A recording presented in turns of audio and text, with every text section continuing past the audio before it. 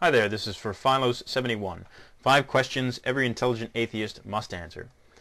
First, I'd like to point out that most of your questions apply to theists every bit as much as they do to atheists. I'll point this out as is appropriate as I respond to your questions in turn, and will try to demonstrate why merely being a theist doesn't mean you have the answer all sorted out and in hand.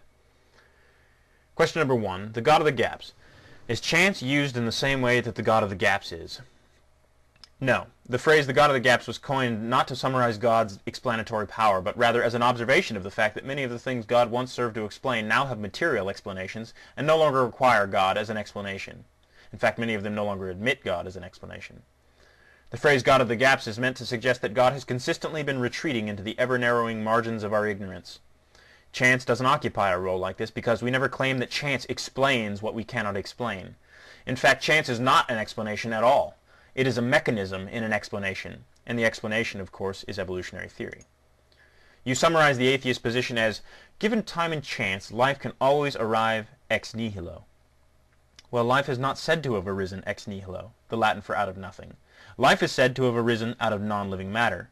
That is quite the opposite of arising out of nothing. And whether or not the universe as a whole sprung out of nothing, it's no less a problem for Christians when talking about God. Simply calling him timeless is an evasion of your responsibility to answer the question in meaningful terms or remain silent, accepting the fact that you too are incapable of responding competently. You say science has to be able to eliminate chance when the probability of an event gets too small. Why? Why must a probability be eliminated when it gets too small? How small is too small? This is absolutely absurd. If an event has a non-zero probability, then it is possible. This is definitional. To eliminate a given event from the list of possibilities by virtue of its incredibly remote probability is much more than silly. It indicates a gross misunderstanding of probability and a serious flaw in one's reasoning, chiefly because it violates all the definitions associated with probability and modal logic. You can, and you do, adapt the idea into systems, in fact. When you drive through the city, do you or do you not treat the traffic lights as elements of chance, which produce a range of estimated times of arrival? You see, integrating chance and probability into explanations and ideas is fundamental. It's called modal logic. Probability, contingency, necessity, these things are all tied up in chance. You also mention invoking chance to explain anything. This isn't even done, but ignoring that for a moment, do you feel this criticism is particularly poignant in light of the fact that you likely use the universe as a whole as evidence for the existence of God? That is, you invoke everything to explain or support the existence of one thing, and then use that one thing to explain everything? But again, chance is not invoked to explain anything. It is a phenomenon which has been adapted quite well into a body of biological theory. To deny chance's role in this way is to deny things like chance involved in coin tosses and rolls of the dice. It's just silly. You ask if I agree that it's illegitimate to take an event and then propose a bunch of probabilistic resources because otherwise chance would be implausible. I have no idea what you're saying here. This is complete gibberish. What do you mean by illegitimate? Do you mean invalid? An invalid argument form? And once we settle that, what do you mean by probabilistic resources? I don't know what that term means, and it strikes me as a little odd. And you never specify to what end these resources are being proposed. I think you should reevaluate the language of the question and try to put some sense into it. And then the last part, would chance be implausible as an explanation? As an explanation of evolution? Yes, chance alone would be implausible as an explanation of evolution. But in posing this question, you are ignoring what is perhaps the most important part of evolutionary theory, because evolution is not a random process. Natural selection, the linchpin by which evolution is suspended, is anything but random, and it's not even mentioned in your question. This seems to be a gaping hole in your understanding of evolution, and you repeat this mistake throughout your video. You say Darwin makes chance in the form of random variation a creative force in biology. That's just not very intelligent in your opinion, you say. Well, your opinion, and forgive me for saying, seems to be founded upon nothing but misunderstanding, misinterpretation, and ignorance. I'm sorry if that's rude, but again, you only discuss chance and fail to treat the subject fairly by also bringing up natural selection, the process by which organisms that are unsuited to their environment are pruned away. Question number 2. Why should there be something rather than nothing? Well, if God exists, he is something.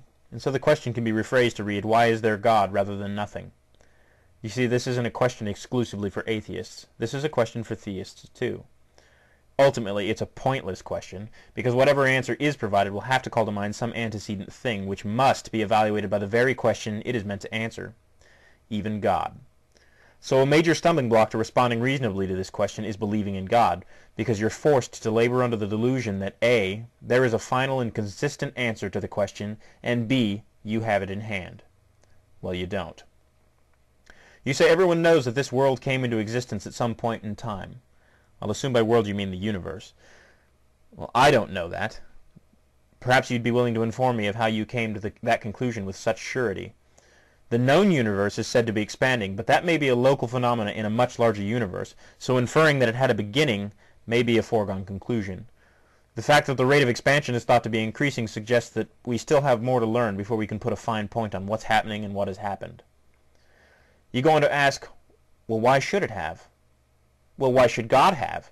Or alternatively, why should God have always existed, if always can be applied to something you claim exists outside of time? The world seems to have been fixed, you say, somehow to make life possible. Life itself bears the marks of intelligent design. Well, there's a petty creature in me that would like to point out that your phrasing here suggests that God would merely have set the stage and that life would have arisen on its own as an undirected process. While you're considering how the question could have been better phrased, allow me to point out a few things you seem to be ignoring about the brilliant designs laid out around us. Eating and drinking through the same tube we breathe through is not a brilliant design. A better design would provide two distinct paths for each of those bodily functions, much as your car isn't designed to take oil through the gas tank or transmission fluid through the radiator. The construction of the female reproductive organs to allow for ectopic pregnancy doesn't seem like the handiwork of a supreme intelligence. A planet on which natural disasters kill hundreds of thousands annually is hardly the mark of a supreme being's masterful technique. The failing of our dentition and our susceptibility to disease and a host of other problems, any one of which could be presumably kept at bay by the influence of a supreme being who was genuinely interested in the survival of his created subjects, all suggest an incompetent designer, if a designer there is at all. So yes, the world demonstrates some remarkable order, but you don't get to just ignore all the flawed and failed designs that are out there. You don't get to ignore the chaotic processes at work in the universe and declare divine orchestration, happily ignoring the rather obvious counterpoints to the crutch upon which you're leaning so heavily. And I will be responding to questions 3 through 5 in my second video response. Feel free to check it out.